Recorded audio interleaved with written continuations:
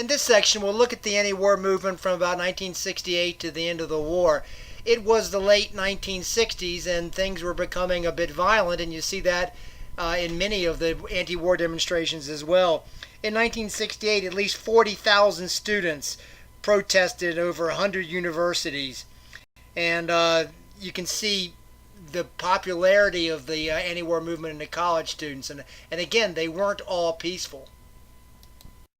One of the more famous student protests was in 1968 at Columbia University in New York City, where students had a strike and they seized the administration building. Here you can see a student sitting in the chair of the university president. In 1968, there was a horrible incident that got a lot of publicity and fueled the anti-war movement. It was the massacre at My Lai. A U.S. Army unit under the command of Lieutenant William Calley massacred 347 defenseless women and children and other civilians. They couldn't tell them apart from the Viet Cong, and so they were hot and they were tired, and they simply tied them up and put them on a ditch and shot them Nazi style. They then took a lunch break and returned to burn the village. It was one of the uglier events of the war. Lieutenant William Calley was charged with a war crime, and the trial went on for several years, got a lot of publicity, increased the anti-war movement, but William Calley was ultimately convicted and he spent some time in jail. As been noted on the New Left lectures, the 1968 election was a real violent affair and involved in part around the Vietnam War. LBJ said he wouldn't run again, and it opened up the nomination for the Democratic Party. Robert Kennedy, obviously JFK's brother, was a prominent anti-war leader, and he won the California primary but was shot afterwards at the Ambassador Hotel in L.A. The anti-war movement fell to Senator Eugene McCarthy, and then campaigning against him for the Democratic nomination was Hubert Humphrey, a senator from Minnesota, who largely advocated a slower, more moderate path. And he ended up winning the nomination, much to the dismay of many of the protesters that descended on Chicago. It was bound to be kind of chaos anyway. The YIPPIES, which again I'd mentioned in the New Left lecture, led by Abbie Hoffman and Jerry Rubin, they were there in Chicago, and they were protesting the war among many things, and so it was bound to be a disaster. Anyway, as thousands gathered outside, angering Chicago Mayor Richard Daley, Daley sent in the police, who pretty roughly and violently broke up the protests. There were fights, and hundreds were injured, and there's tear gas, and it was all on national TV. All of this helped reinforce the public perception of the Democrats as sort of the party of division, and helped elect Richard Nixon, which was campaigning not only on peace with honor, but law and order. In 1969, the protesters organized what they called the New Mobilization, a series of mass demonstrations which culminated in late November 1969 with what they called the March Against Death in Washington, D.C.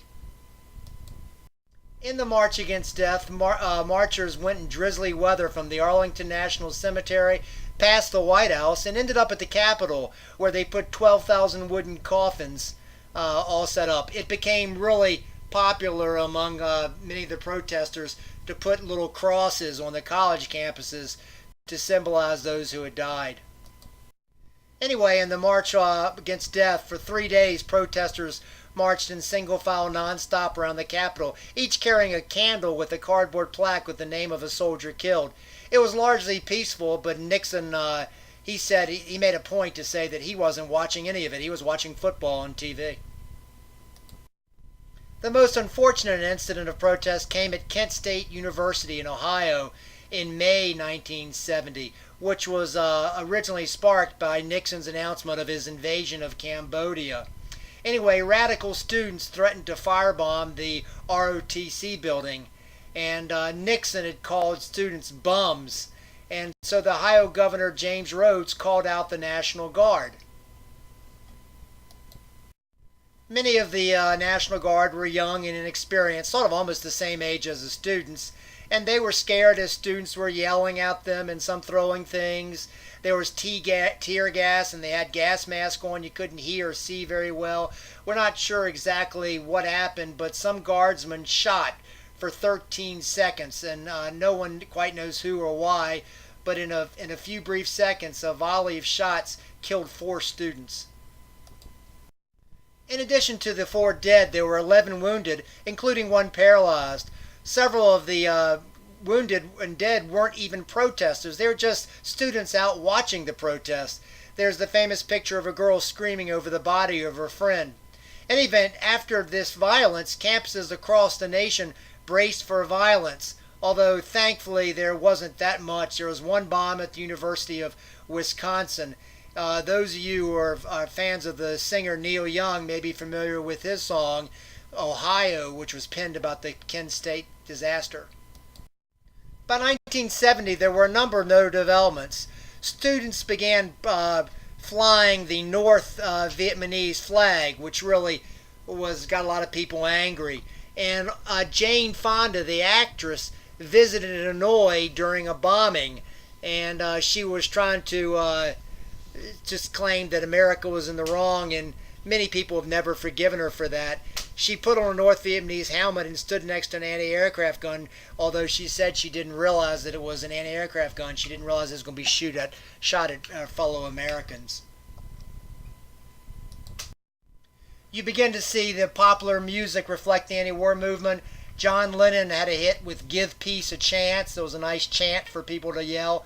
There were other popular anti-war songs like Country Joe McDonald's I'm Fixin' to Die rag.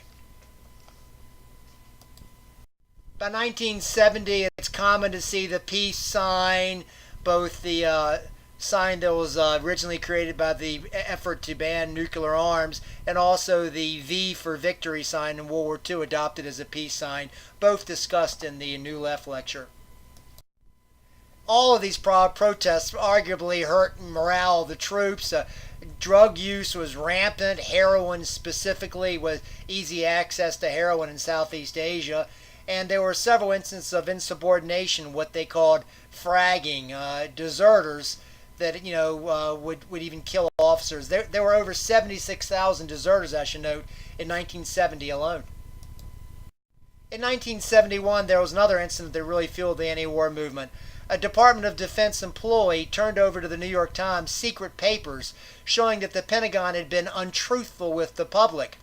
These papers were about things that had happened during the Johnson administration, but it nevertheless incited a lot of protests that the government, it seemed to be proof that the government wasn't being honest with the people. A number of Vietnam veterans had returned against the war, seeing it as worthless and wondering why they were over there, and they formed the group Vietnam Veterans Against the War, and they would dramatically return their medals and citations. One of their leaders was John Kerry, who had quit college and volunteered for the military and won several awards, and he later became a senator from Massachusetts and President Obama's Secretary of State.